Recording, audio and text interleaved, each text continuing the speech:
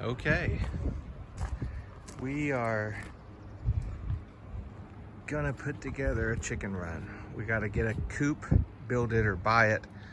But we've got this old metal here from a dog kennel and we're gonna repurpose it. It's kind of rotted, it's rusted in some places, but it'll do for now. And we're gonna make it the run and so get some chickens. We've got a friend of ours that's gonna give us some layers, and they gotta have a place to go before we can go get them. So that's what we're working on here today at the Dusty Saddle.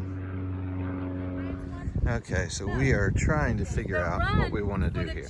This is the run. Yeah, and then the coop would be on the back side, right on the edge there.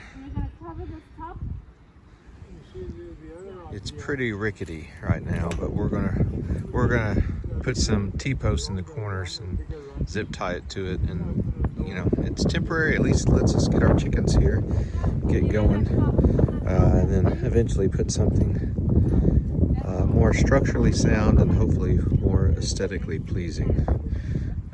But for now, you know, we'll do what we have to do.